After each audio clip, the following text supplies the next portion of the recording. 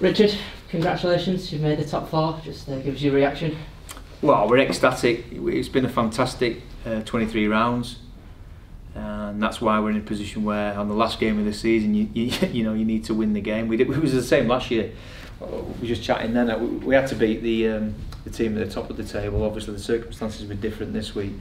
That poses different challenges. I thought offensively and defensively we were well in control in that first half. We didn't think the job was done. I know they scored, didn't they, shortly after half time. But I thought our game management, our control, our focus, we just did what we needed to do in that first half. We were a bit boring by our standards. Defensively we were very good. Our discipline was very good. We didn't go through the motions, but we went through the motions. Sort of a nervy first 10 minutes, but then sort of 3 tries, sort of in quite a short space of time. That sort of cooled the nerves down, didn't it? I thought that was the contributor to our success, that first 13 minutes, where we just went set for set. We didn't have to do anything stupid. We didn't have to unpick the defence. I thought that really set us up. That gave us a real platform to build off. The players, and in particular Simon Griggs mentioned this week, splitting the game down into quarters. And we did that. We had some key focuses and ideas and areas of focus, and that 20 to 40 was the area where we wanted to score some points after getting through that tough, nervy period. We learnt from last week that the anxiety sort of got the better of us. It's completely different game today, completely different, and we must credit Rochdale. I thought they didn't give up. They don't look like a team that's at the bottom of the competition. They were tough. They put us under the pump. Certainly when they went over after half time, I thought the old stadium, there was a bit of a lull. And then we had a bit of quality, didn't we, just to finish off. Took a couple of points at key times as well, which we don't usually do. We just settled the game down with Steve Tyrer, who I must congratulate. He's been fantastic, and he's second in the all-time point scoring, I think, as a result of today. So that's fantastic achievement for him. Just pipping Hubert Lockwood's record, so that's fantastic. What an achievement this is. Sort of summarise, the expectations at the start of the season, obviously the financials of obviously ourselves compared to other sides. How big an achievement is this? Yeah, people have said, would this be the finest? And it probably is. It probably is because of the level of the competition, how tough it is, the money that's spent, the squads that are out there. For Halifax to be challenging, let alone getting in the top 4, is magnificent. Last year was slightly different. There was a lot more at stake. We took a pay cut, didn't we? And there was a bit of a financial incentive last year to try and get that money back, and that was probably a little bit of a key motivator for us.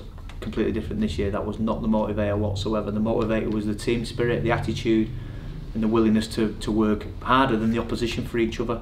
I think if we can take that into the next block of fixtures, we might not win every game, but if we can get our team spirit going again, we'll give some of these teams a real shake-up. You mentioned team spirit is obviously quite a recurrent theme. Where do you sort of see that as coming from? Where does that stem from? 100% the players. 100%. They drive the environment. The staff, we just we facilitate them to be able to train, to prepare. My job is to prepare the team to the best my ability, and I pride myself on that. The team spirit that is manufactured by them, and our other members of staff. It's a great environment. I watched the reserve grade play yesterday. They got pipped by Wigan, but they've got some spirit as well. It runs through the club. And in terms of going into the qualifiers now, obviously we didn't get a win in it last year. Is that the aim this year? What is the aim now, obviously looking forward? Not sure quite right now, if I'm being honest. We're going to enjoy what we've done, and then we'll refocus. We're going to give them some time off. We didn't have Scott Morrell out there, and we didn't have Simon Griggs out there. They've both been carrying injuries this week, in particular Scott, who pulled out of training on the Thursday. Shane Grady didn't play with an injury. James Salton stalled and haven't hung out. So we've got to look after our players at this crucial time, and that's why we brought a few in last week. In my experience last year, we were beaten up, and so we've strengthened the squad. Our juniors are a year better. We could have a good tilt at it. I'm not going to say how many games you're going to win, lose, or draw. We're going to manufacture and continue with our team spirit, and I think that might shock a few of the frontline teams at the bottom of Super League. Whether that's enough to win, we'll have to see. Cheers, Rich. How close were the three that you brought in? Were you never going to play them today? Shane Grady was probably the closest. He has got a fracture in his foot, but he was desperate to play. He'd have played with a painkilling injection. Well, player welfare, and did I think we've got enough with bringing them three boys in? Yeah, I think we did, and I think we did have enough. Shane was fantastic. We probably wouldn't, at this moment in time, we're here because of the try that Shane scored last week. But it's always about the team. The team comes first in terms of selection and preparation. I think we made the right decision this week. I thought moving Chester was good. I thought he was good on that left-hand side. James Woodburn come in and probably took some pressure off Scott Morrell when he went off. And Ben Eaton had a real good dig for us. He's been desperate to play, so really happy with that. Yeah, the way it worked out for us.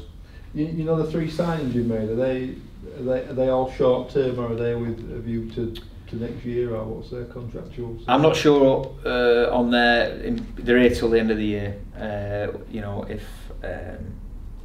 here till the end of the year. We're going to have a look at them and see what they can offer for us. As I said, it's probably learning from last year. We were beaten up. We were, and it probably the reason why we didn't win a game. Our squad wasn't strong enough. We've got the same players who played last year, plus a few more. Plus, as I say, the reserve grade lads who's had another year of their development. So we'll see. We're not full time though, are we? Who else is in there? There's only us in there. We are part time. We're the only part time team in there. The lads will be back in work tomorrow. They'll be on roofs. They'll be digging holes, and they'll be coming to training this week, energised. But we'll refocus them on what needs to happen over this next period of games. Cheers, Richard.